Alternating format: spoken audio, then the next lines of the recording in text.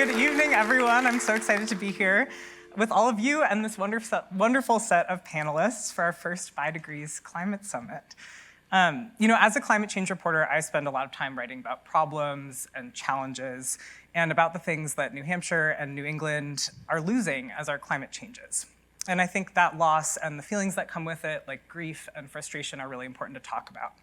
But we all know the saying that every crisis is an opportunity. And tonight we're going to focus on the many opportunities that we have to take transformative action in the face of the climate crisis. And we're going to talk about solutions that can improve not only the climate, but also our lives, the way we eat, how we get around, the jobs we can have, the way we get our energy, and so much more. So without further ado, we're so excited to have this panel of New England leaders on climate solutions with us today. I get to introduce your panelists now. Doria, I'll start with you. Doria Brown is the first ever energy manager for the city of Nashua. She specializes in energy portfolio management, renewable energy project management, and greenhouse gas accounting. And she's also a skilled climate communicator, making short form video content on her Earth Stewardess platform online. So give it up for Doria.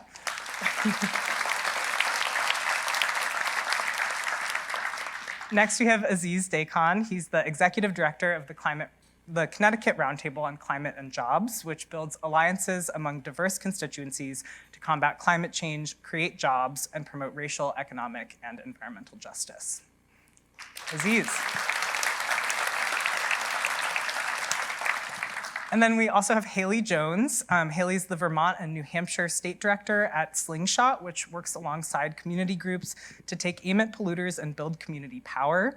They also serve on the board of Migrant Justice, coordinate a bilingual culinary collective, and volunteer as a medical interpreter. So give it up for Haley. And let's get started. So Doria, I'd like to start this off with a question for you. Often when we think about climate change, we're thinking about stopping something, ending the burning of fossil fuels, keeping global temperature rise up under 1.5 degrees Celsius, preserving our lifestyles in the process. But flipping that around, what are you trying to start or create as you respond to climate change? So as we respond to climate change, I think we're really creating a new type of technology that already exists. Climate change, as you said, is a great opportunity to take what we already have, like vehicles, electricity, heat in our homes, and change it to something that is more efficient and more related to our everyday lives. So I think that it's just a great opportunity to remaster technology and create something that's new but old. Mm-hmm. I want to extend this question to the rest of the panel too. So Aziz, could you talk a little bit about what the things that you're trying to start, in the face of climate change? Well, I think part of the opportunities that we have, and I am going to resist and call it climate crisis, because I think that's really where we're at right now. We're at a tipping point. So if we can take that tipping point and create jobs with it, create good union trade wage jobs, sustainable jobs, I think that's the path that the climate crisis can actually lead us to. It's not just about a just transition from fossil fuels to renewables. It's about creating jobs for people who have been left out of the job market, to make sure that the people in marginalized communities who have not had access to these jobs have access. And in particular, to make sure that we get rid of fossil fuels plants and whatever else are in those marginalized communities, because that's where they've always been placed. Haley, I want to extend also to you the opportunity to respond. Yeah, thank you, Mara. I think for us at Slingshot, since we're a group of community organizers, the climate crisis, climate change, climate chaos is a really good opportunity for working with folks who are most impacted by these problems, whether that's a coal plant, next to your home, or whether there's a fracked gas pipeline going through your town. The climate crisis is really, really politicizing a lot of folks who maybe have not been centered before in the white-dominated mainstream environmental movement. And so even though we're dealing with so many challenging, heartbreaking situations, it is a time when people can be getting together, making connections, building up their skills, and really fighting for change based on their own lived experience of the climate crisis. Thanks so much, Haley. Aziz, I know in your response you mentioned just transition. We hear about the phrase just transition often as a way to that climate action can better our lives. But could you talk a little bit about what a just transition means, how you define it, and how you see that show up in your work? Yeah, sometimes I'm not sure I even know what a just transition is, to be honest with you. I mean, the simplest is that we move from fossil fuels to renewables, and as I said before, create jobs through that. That's a just transition. If you don't, especially for the roundtable works with unions and trades, and if we don't involve them, if we don't show them that there's a path from them leaving these fossil fuel jobs into renewables, we're done. I mean, let's just be honest about that. The trades and unions have a lot of power, and that power can move towards renewables. So I see a just transition as just that. It's a way to make sure that lost jobs in the fossil fuel sector are found and increased in the renewables. And I'm older, and I keep hearing this. I have to watch my language. The BS that I keep hearing about, there's no jobs, there's no future in renewables, is not true. I mean, you look at wind turbines, look at solar farms, look at all the things that, building EV vehicles. It's a huge growing sector, and we need to take advantage of that. That's what a just transition looks like. Mm-hmm. And how are you seeing that show up in your work? I can also extend this to the other panelists. Like, are you seeing moments of that already happening? Yes and no. So yes, that in Connecticut we passed a bill that puts trade standards, building standards on large renewable projects 2 megawatts or greater. But the problem in there is that we see developers coming in with projects that are 1 megawatt, two 1 megawatt projects. So they skirt the law, they skirt the rules. And how do we stop that? So that's an issue as well. I'm sorry, where were we? How do you see the just transition either playing out or not yet? So, in your and just another piece that we've been hearing a lot more about is that, so the fossil fuel industry's been around for 100 years, whatever it is, hundreds of years, and the people who work in that industry know how that industry works. The people who are starting work in the renewables, the offshore wind people, the solar panel, large solar panel people, even the home installers, they're making their own rules as they go along most of the time. I mean, there are government rules and whatever, but they make their own rules, and it makes it really difficult for people to understand what are those rules. So there's chaos, there's climate chaos in that. Mm-hmm. And there's a level of uncertainty that we need to fix. Doria and Haley, do you want to also talk about how you're seeing that play out in your work? So I think that's a really interesting question, because there are consequences for climate action if we move too slowly. So let's say there isn't enough climate action and resources become extremely limited, and only the very wealthy are able to have access to those resources. And then people who are living in poverty are left behind. But then you have this issue where if we move too quickly, we're going to leave people in poverty behind. So I think it's important that as we transition, a just transition looks like bringing everybody along with it. And I think a really interesting example of that is Nashua's Community Power Program. So we started a program that allows us to purchase energy on behalf of the community at a lower rate than the utility right now. We're saving people, I think, 4 cents per kilowatt hour. That's $27 on their bill. But also in this program, it's connecting people to more renewable energy options. It's building reserve funds so that we can invest in the community and that everybody can have access to that energy. It's going to take a little bit longer to build those community renewable energy projects, but it's a way to bring everybody along with it and have a just transition. Mm-hmm. And do you see that as sort of scalable? Like when you think about New Hampshire and New England in general, I know New Hampshire, Massachusetts and Rhode Island allow community power, but New Hampshire is sort of the third New England state on this wave. Do you see that as scaling up in the state or in the region? Absolutely. I know that New Hampshire is a little bit behind on the wave, but since we're behind on the wave, we've gotten to learn a lot from Massachusetts, Rhode Island, and more specifically California. And I honestly think that we have a way more advanced and robust program here in the state that's going to bring more opportunity for that just transition. Mm-hmm. Haley, I want to turn to you. I want to ask a little bit about the values that you think about when you're thinking about climate action and your work on climate solutions. So how do you and the communities that you're working with sort of decide if something that's good for the climate is also good for the community? And how do you have those conversations? That's a great question. And as a fairly new organization, that's something we think about every hour of every day, including non-work time. And I think our biggest guiding principle is truly guide, don't decide. So we are like vampires. We want to be invited into a community. We don't want to go rampaging around saying, oh, I'm an organizer, I've got this training, therefore I know what is best for you, when I might not live in a town where I'm working with folks. So first of all, we want to get that call from people. We want to make ourselves known. We want to make ourselves trusted. We want people to give us as references. Oh no, that was you. Okay. And then when we've gotten that first call, we say to folks, okay, what's going on? What are you dealing with? What's the problem? And also, what do you want to see happen? And then we'll go out and we'll meet people in community centers, in the synagogue, in the library. I've sat in a lot of older folks' kitchens, just chit-chatting.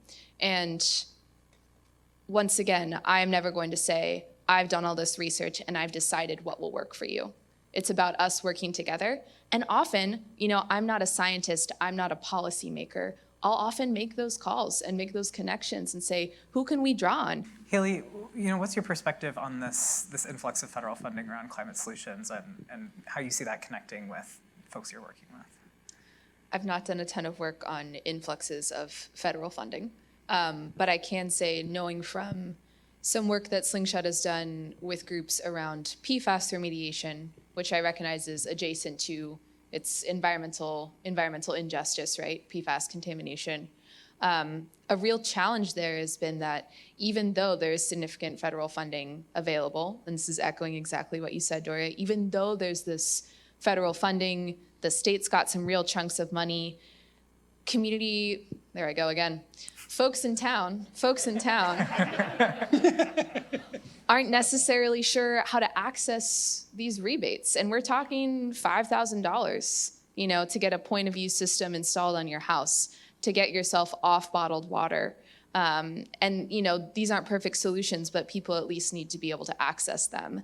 And so, from my perspective, that can look like, if it's grant writing, get grant writers out in the community. If it's a tech issue, like set up a Wi-Fi hotspot and have like a tech come and support people. Or like I worked with a group in Londonderry and we held office hours with the Department of Environmental Services to walk people through, especially seniors in town, walk people through the process for getting these rebates. So I know it seems loosely connected, but access. If the money's got to be there, especially in a state like New Hampshire, there's got to be a way for folks to get to it. I just got a question from the audience. So Zaina in the audience asks, how do we make sure that available federal funding and state funding is inclusive? How do we include small businesses, minority-owned businesses, renters, et cetera? How do we lower the access bar or the bureaucratic hurdle? Doria, do you want to take that first? That's 3 questions. If I could answer that question, That was 3 questions. if I could answer that precisely and with, I would be paid a lot more than I am now, and You get status as genius. oh my goodness, yeah. Yeah. I wish I had the answer to that question. As somebody on the community on the city side, I think the best way to do that is through city or community organizing and implementing projects such as like community car charging, community renewable energy. I think that resources that everybody has access to and everybody in the community owns is a great way to leverage those barriers to make sure that that funding is accessible. Okay, got it.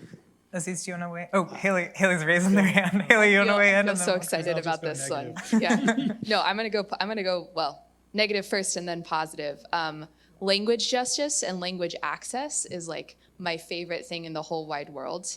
And, we saw this. I live in Vermont and did a lot of work in Vermont back in 2020 and 2021 on the inaugural environmental justice legislation. And so we compensated folks from most impacted communities and had a bunch of conversations with people and asked, what do you want to see from the state? And so many people said, it's great that you had resources about COVID or X environmental health problem or the PFAS down in North Bennington. I'm an English language learner. I don't know what the heck you were saying. And so I think having language access, even in a state where there are a lot of English speakers like New Hampshire, I think that's a huge part of any sort of climate communication or learning or organizing that you want to do. Have your interpreters, pay your translators, make sure that you've got materials up on sites that people actually use. If people don't trust government websites, no one's going to read it. Put it on Facebook, put it on WhatsApp, and get creative with your organizing, because it's not just for organizers, it's for government too. I have a question. So going deeper into social media, what do you think the role that sites like Instagram and TikTok play with these things outside of Facebook and WhatsApp? What do you think of that, shorter form content in order to communicate? Yeah, that's a great question, and I actually want to ask you about that as well. Are you Una reversing it? Well, I'll answer first. not It allowed feels to do polite. I will say that a lot of the groups that I've worked with, particularly in the North Country of New Hampshire, we're mostly working off of landlines. Some folks have cell phones but don't trust them, or there's no cell service, and don't even talk about Facebook, right? People are like, we don't trust that. And so I, as an organizer in the north of these two states, have not had a lot of opportunity to play around with these shorter form social medias. And it's something I'm really interested, and I would love to hear your thoughts. So I recently had a discussion with somebody who has a larger following or more friends on Facebook, whereas I have more following on Instagram.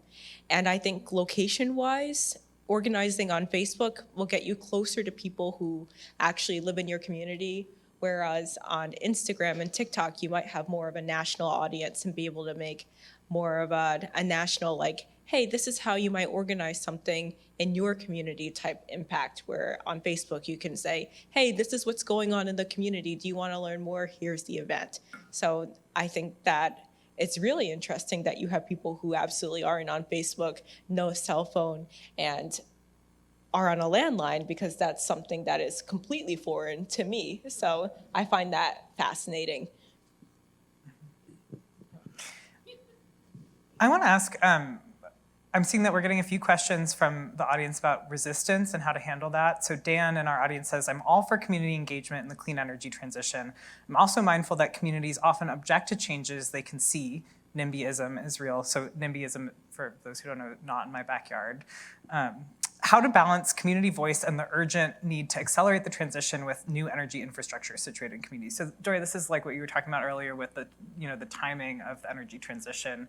If we go too slow, we miss people. If we go too fast, we miss people. So how do you respond to Dan? So the way I would respond to that is with my community power program. I think it's just such a great example.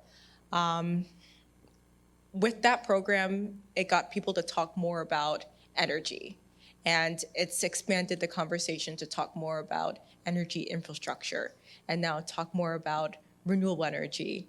And with this thing that has given people savings and decreased energy rates, now it's something positive that is leading them down a path to increase energy infrastructure, to increase renewable energy.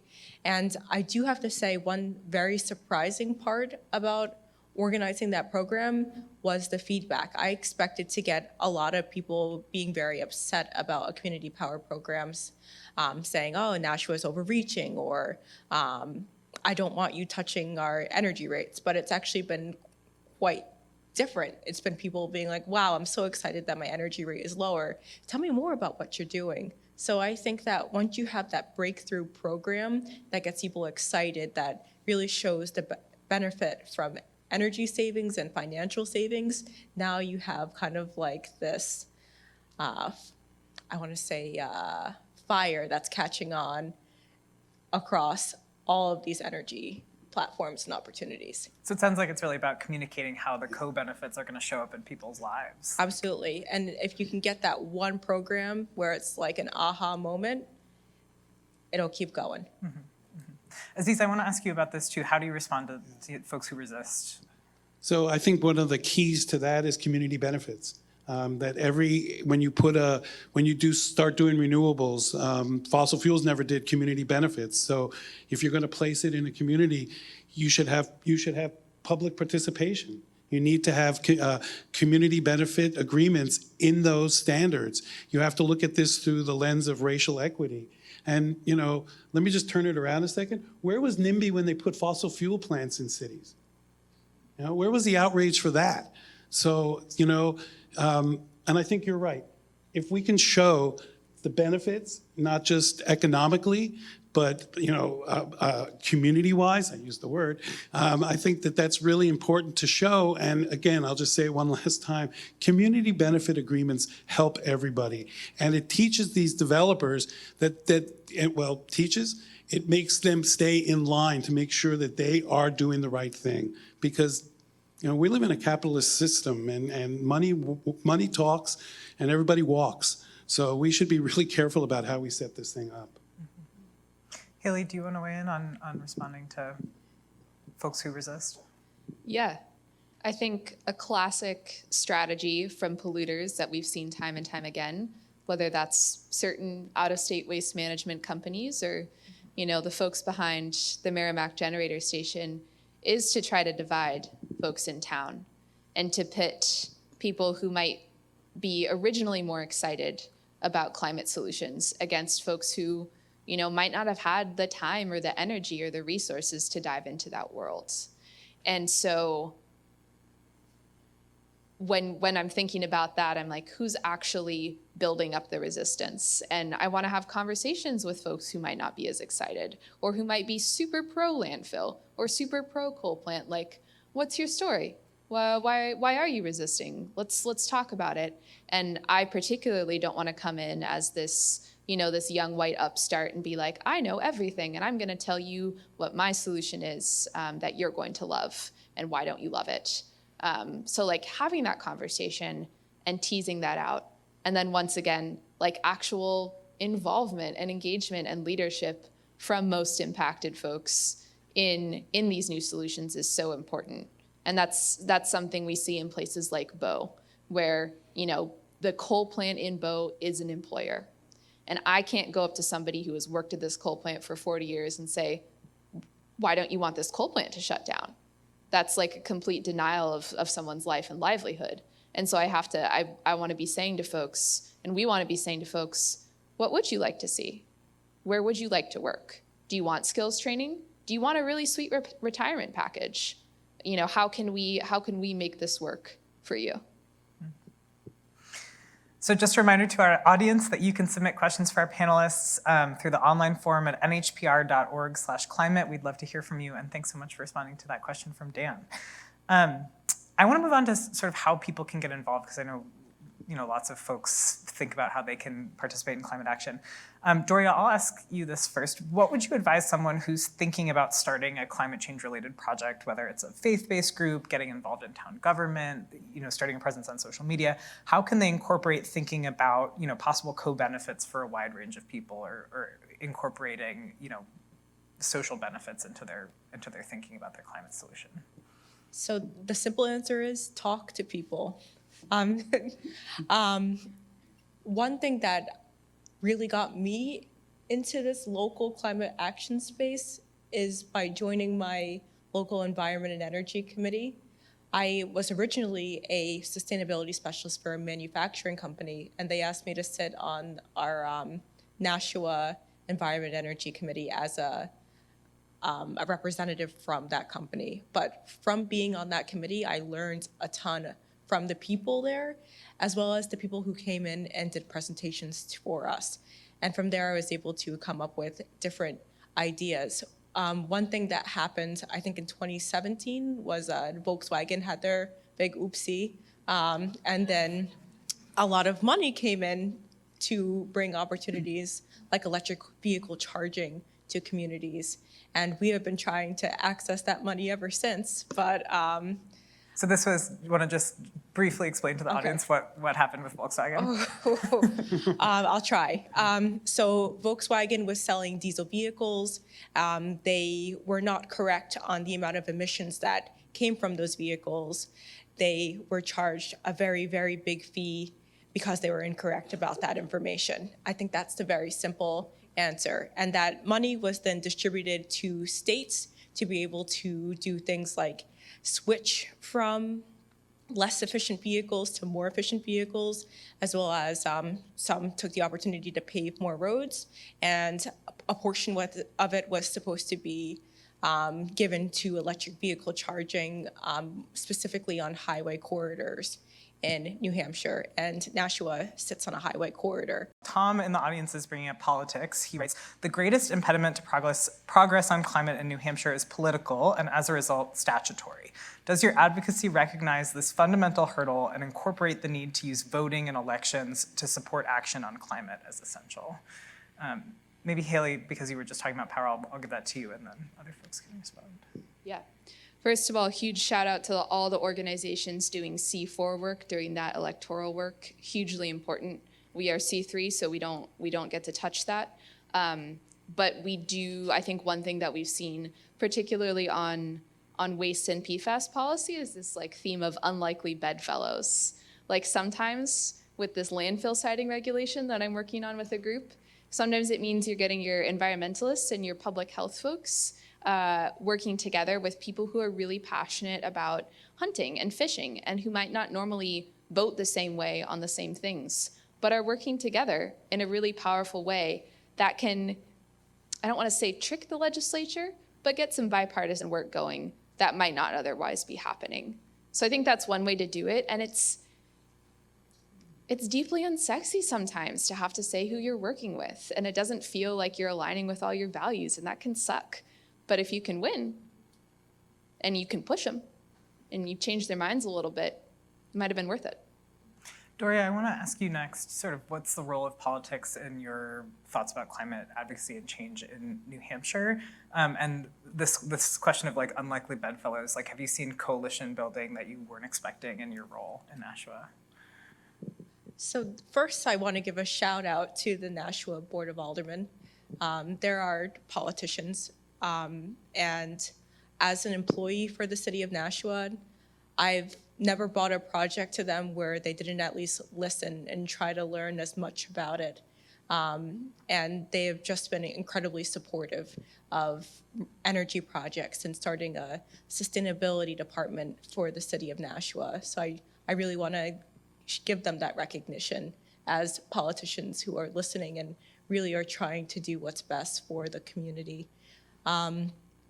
With that being said, I'd say that in Nashua, I find that when our aldermen are listening and learning, so is the community, because they have their, I don't know what their official name is, but I'm going to call them fireside chats, where they get their districts together and they talk about what's going on in Nashua and what they're excited about. And if they didn't go to all of their constituents and tell them about community power, tell them about sustainability and energy, we wouldn't be where we are with our energy policy and our programming. So I think that having leaders who are willing to listen, learn, and then repeat some really great solutions is invaluable. Mm-hmm. Aziz, how do you see this relationship to politics and coalition building play out in your work? Did you use the word trick? I think you did. No? No? Yeah, you did. So I would like to use that word a little bit more often, but I'm ashamed to. So I'll use it as tip. I think sometimes you can tip the balance a little bit instead of tricking the balance. And that means consensus building. And that means, in our case, sometimes working with Eversource. Yeah, I know, I'm really sorry. Can we take that out of this? But seriously, sometimes you actually have to do that because there are some common grounds, very small, but there are common grounds that actually work. And so, but having said that, I think it's really important not to give up your morals either, right? I mean, that we're a nonprofit organization, and I'm running the damn thing, so I have to be careful not to take money from people who are just going to, turn around next year and screw me on this, right? Let's just be honest about that too, right? So it's a very bad, it's a fine line to do. We may trick people, we may tip people, but I think the operative word is consensus building. You really have to find places where you agree. And I promise not to use this, well, maybe I'll do it one more time, but Lyndon Johnson had a bill signed, and the Republicans on one side and Democrats on the other, and he said, well, this must be a good bill because neither of you like it. So that's consensus building, right? So you find areas in some way that people can say, all right, I'll sign the damn bill. And that may be the way to work, but you have to be careful about your morals. At least I do. We have another question from the audience. Laura Lee from the audience says, navigating the climate crisis can feel like a lot of gloom and doom. What sort of positive messaging have you used to foster an environmentally friendly identity in your community? And I'd add to that, how do you stay positive when you're doing this work? I'm tired of the gloom and doom stuff. I really am. Yeah, we're in trouble. It's a crisis. We're in real trouble. But I work with a lot of young people. You see a lot of young people. You folks, you're here because I think you believe that there are ways out of this. So the gloom and doom, I'm a community organizer. I can't think that way. I'm an optimist. If I go out and community organize and say, oh my God, the planet's going to burn up in 3 weeks, and it might, that's not going to help anybody. So you have to find solutions. So the gloom and doom, with all due respect to the questionnaire, I won't buy into it. I refuse to buy into it. Yeah, we're in real big trouble. But maybe that's the good part. Maybe that's the positive part, that people recognize we need to fix this, and there are ways to fix it. How about you, Doria? In your work, how do you get your community to feel that positivity, and how do you stay, out of the despair that I think can sometimes creep into this kind of work? One thing that has helped me is having my platform on social media. I'm able to make content that is engaging and talking about climate solutions and kind of stamping out some of that doom and gloom. But I've also have been able to meet a lot of other community organizers and creators, and we're able to have conversations. I'm in a TikTok house. Do you know that? I don't live with a bunch of teenagers, but I am a part of a virtual TikTok house called EcoTalk. And we're a bunch of creators that we share a page and we post on the same page. And we also have a group chat where we're talking about what we're doing in our community and bouncing off different ideas. And one really positive anti-doom and gloom thing that has come from that is through my friend, his handle is Trash Colin, but his name is Colin Donaldson. And what he does is he picks up trash on beaches every day. But through TikTok and through meeting other creators, he was able to organize an entire community program where he put toy boxes on beaches. So when people go to Florida, that's where he lives. They bring toys with them and then they leave them on the beach because they're gonna go home. But now they have a place to put those toys so other people can use them. And he's putting them all over the beaches in Florida. And that's something that he wouldn't have known how to do if he didn't have EcoTalk in our creator group to show him different ideas on how to implement that.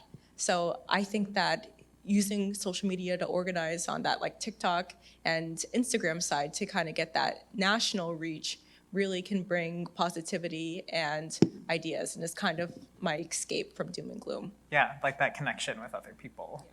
And there's a theory out there, it's a book, and I can't remember the woman who wrote this and who promotes the theory, but the theory of pleasure activism, right? I think that's Adrienne Marie Brown. Thank you, yeah. And I'm a proponent of that. If I can't go out there and not be happy about what I do.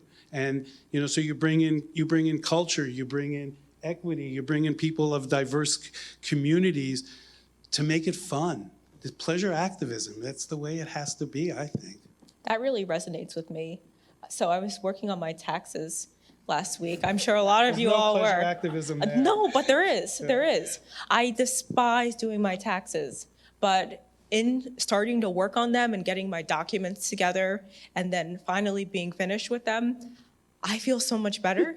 Like it's like 1,000 pounds have been lifted off my shoulder. So I guess solving the climate crisis is kind of just doing our taxes. Only it was Heard that it easy. first. Pleasure activism. So Haley, I want to hear from you. Do you struggle to keep positive and to bring that positivity into the communities that you're working together with? Yeah, it's definitely an ongoing struggle. I think when the doom and gloom hits hardest is when either I or other people feel really isolated and feel really alone.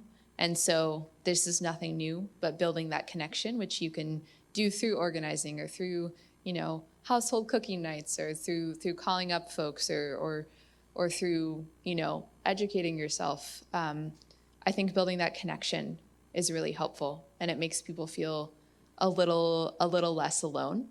And then I also think through organizing, there's definitely this stereotype of you must work yourself to the bone, you must do 80 hours a week. And the reason that my colleagues and I founded this organization is because we're no, we want community organizing and movement work to be, hate to say it, sustainable, something you can do for all of your life in the ways that you would like to do it. And that means that we're going to enjoy meals together, and that we're going to take time to rest, and that we're going to give each other really honest, hard-hitting feedback, and we're also going to lift each other up and appreciate each other when we do something that's really cool. So I think holding those values of rest and of joy and of you don't always have to be working yourself so hard.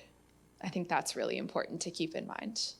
Yeah, so it sounds like it's not only about the work you're doing, but how you're doing the work you're doing. So for all the panelists, I'm wondering if there's changes that you've made in your own life for the climate that have made other things in your life better, like a solution that you've applied to your own life that then has had another benefit. Or you look like you are excited about this one. You're gonna get me going, but my hobby is growing my own food inside. I have a bunch of hydroponic gardens, and in doing that, I have stopped buying as much food from the other side of the country, decreasing my carbon footprint, and also I have really good food to eat at home, and it just makes me really happy.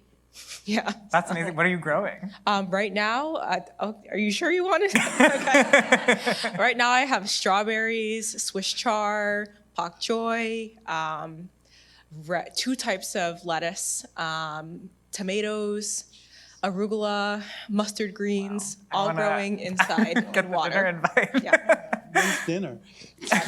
Oh, and an added bonus, I've got solar panels, so technically it's all still powered by the sun. Wow. Yeah. Wow. That's really cool. Aziz and Haley, have you had other things happen in your life, for the climate that also I have nothing. feel good in other ways? I don't know what to say. Got your hybrid car. Yeah, it's true. That's pretty cool. That's true. I don't know. I was an early person in building. I built a passive solar house many decades ago, actually in the 70s, and so I learned from that experience. And I'll just tell you a quick story. When we couldn't find anybody to build a house because it was so different, and so I lived in New Jersey at the time, and we found an older man carpenter. And he had a small business, about 4 or 5 people working. And he fought with the architect all the time. And his argument was to the architect, everything lies flat on paper, and it's not working here. We can't build it this way. So they, I was young, and I tried to get in between them, and so that's a longer story. But the best part of the story is this. So the house was built. They enclosed the house and started doing the interior work of the house. And the man, his name was Keith Andrews, I believe. And he used to smoke Lucky Strikes like he was smoking blunts. I mean, he used to smoke them down to here, and his fingers were nicotine stained. He was a very cool guy, though, because, and so he says to me, well, he couldn't pronounce my name. He couldn't pronounce Aziz. So he said, he used to call me Ziz. And he said, Ziz? He said, look at my people here. It was January. He said, look at all my guys. And I'm looking around, and he says, how are they dressed? He said, they're all wearing T-shirts. what's the temperature outside? It's like 3 degrees below zero. He looks at me and goes, your house works.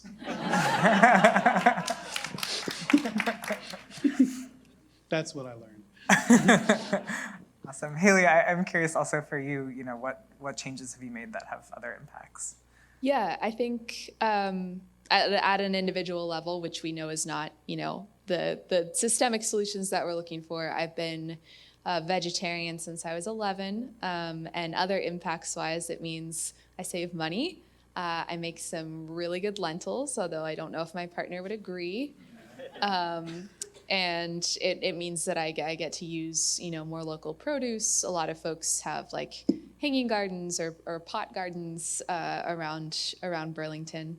And then something else, I will not get on my soapbox about this, but I feel like zero waste has been co-opted by the like wealthy white mommy bloggers of this world who are like, ooh, a mason jar, I'm gonna put my chickpeas in it or whatever. It's like, no. So many people in so many countries from so many cultures have been living the zero waste lifestyle for centuries and centuries and centuries. And so when I say, I'm trying to do like more book exchanges and puzzle exchanges and clothes exchanges, I don't mean to go into the realm of mommy bloggers, but there's real value there in working with your community, with your friends, with your families, to do that sort of reuse and exchange. And it's very little, but I got these pants from this exchange, so. And they're great pants. I wanted to add one thing. I'm Yeah, sorry go to ahead. interrupt you, but that's also a gateway to community organizing. Bringing people to clothing swabs. That's right. You have a community power table. You have your local climate action table or something like that there. So I think that's just great. Yeah. It's opportunity. Mommy bloggers are cool too. Get a few of them upset about something that's going on in the community, and they're great organizers. I do have to say. That's true. Yeah. true. They'll go There's hard on impact there. PFAS. They'll go hard on Absolutely. PFAS. Yeah. So as we wrap this up, which unfortunately we need to do pretty soon, I want to just end with a final question to all of you, which is, as we think about not losing sight of the opportunities presented by the climate crisis, what do you hope the audience takes away from this panel tonight? What's the big takeaway that you want everyone to carry with them? Dory, you want to go first? Me first, okay. One thing that I'd love everybody to take away from this is that the solution is here. And if you look in the mirror, it's you. So what you do as an individual could start an entire movement. You can organize your community. 2 + 2 + 2 + 2. You can expand something very quickly if you organize and communicate. So I think that's what I really want people to leave here with. Rise up. All of you rise up. Rise up, look at everything through the lens of equity. Look through what can be done, not what can't be done, because nothing can't be done. Is that too many double negatives in that? Everything can be done. How's that? And that's what I would like you to leave with. Rise up, get up, stand up, and fight, because that's the way it works, and that's the way.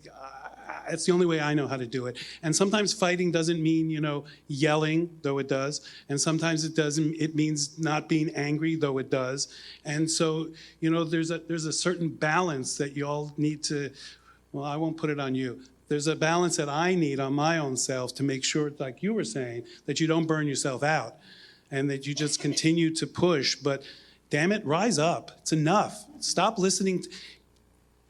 Don't let them steal your narrative. That's what I want to tell you also. Don't let them steal your narrative. The proponents of renewables love to take your language, our language, and twist it.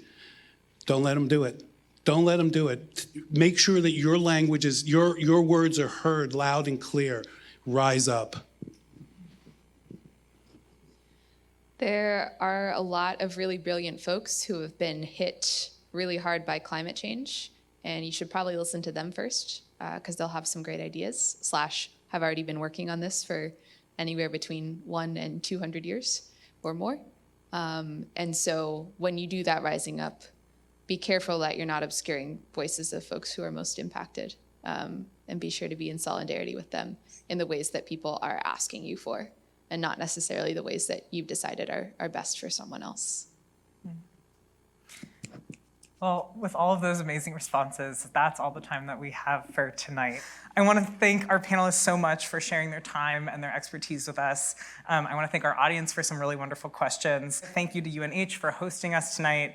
Thanks to NHPR and NHPBS and the teams that made this all possible. And thank you so much to our panelists. Give them a round of Hampshire applause. Public Radio.